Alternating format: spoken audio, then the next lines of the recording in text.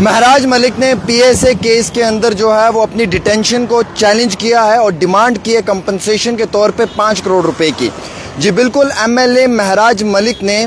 PSA की नज़रबंदी को challenge किया। 5 करोड़ रुपए का मुआवजा जम्मू कश्मीर की हुकूमत के सामने पेश किया। मैं आपको बताना चाहूँगा कि महराज मलिक को जो है वो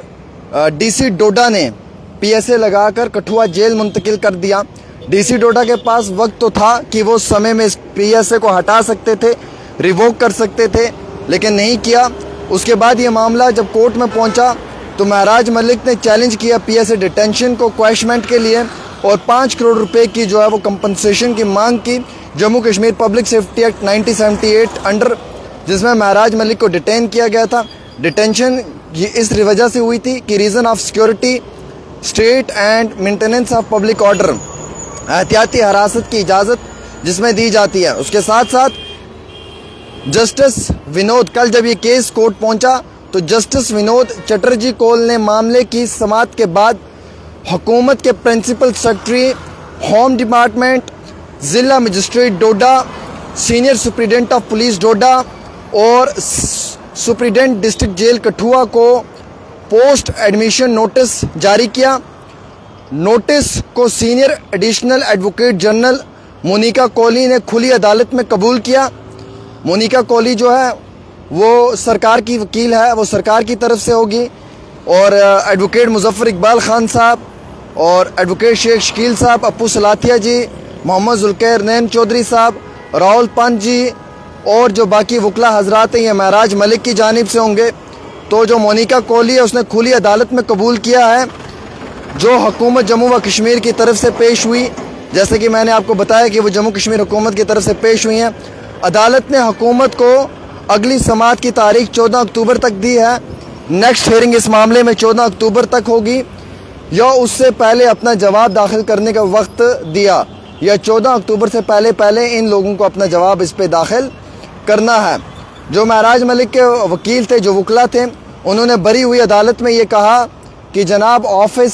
सफ़र हो रहा है, आवाम सफ़र हो रही है, तो इसमें ज़्यादा लंबी जो है वो डेट नहीं मिलनी चाहिए, इस मैटर को जो है वो सुनना चाहिए। उसके बाद एडमिट किया जम्मू कश्मीर हाई कोर्ट ने महराज मलिक की डिटेंशन के ऑर्डर को लेकर चलते हुए जो अर्ज़ी पेश किया और उस अर्ज़ी के पेश होते हुए मेरे पास जो जानकारी है उसके मुताबिक जो है वो 5 करोड़ रुपए की महराज मलिक ने हुकूमत के आगे जो है वो डिमांड की है और कहा है कि मुझे गैर कानूनी तरीके से जो है वो हिरासत में लिया है। पॉलिटिक्स इसका कारण हो सकता है या हम यूँ कहें कि पर्सनल बाइस हो सकता है। जो महराज मलिक को डिटेन किया था वो सितंबर 8, 2025 को जो डिस्ट्रिक्ट के मजिस्ट्रेट हैं डोडा के, section 8 of the public safety act, उसमें जो सीनियर एडवोकेट हैं राहुल जी, एडवोकेट SS अहमद, अप्पू सिंह सलाथिया, मोहम्मद जुल्कैरनैन चौधरी, जोगिंदर सिंह ठाकुर,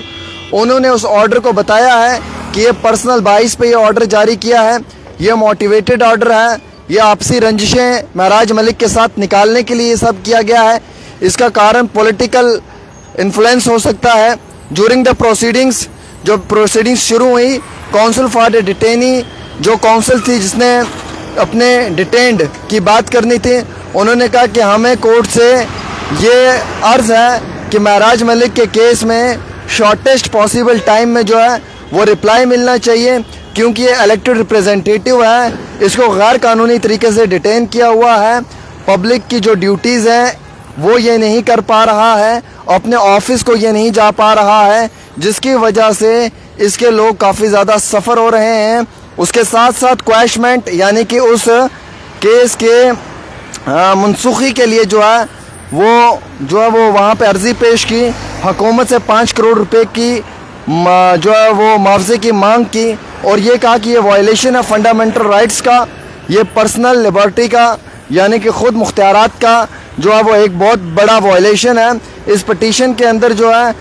वो मल्टीपल ग्राउंड चैलेंजेस बताए गए हैं लीगलिटी की तरफ से, यानी कि जिन बुनियादों पे आप महराज मलिक को पीएसए के अंदर डिटेन नहीं कर सकते हैं, उस तरीके की कई सारी बातें बताई गई हैं और बताया है कि जो डिस्ट्रिक्ट मजिस्ट्रेट हैं उन्होंने अपने पावर का मिसयूज़ किया है और पावर्स फॉर पॉलिटिकल रीजंस इस्तेमाल किया है, जिसकी वजह से महराज मलिक को डिटेन किया है। कोर्ट ने नोटिस इशू किया है प्राइवेट जो रिस्पॉन्ड है उनको, डिप्टी कमिश्नर डोडा हरविंदर सिंह IAS को, और उन्हें कहा है कि आपको इस चीज़ के लिए जो है वो 14 अक्टूबर से पहले अपना जवाब भी देना होगा, और उनसे जवाब तलब किया गया है। Jammu Kashmir public safety act 1978 जिसके अंदर महराज मलिक को डिटेन किया गया है।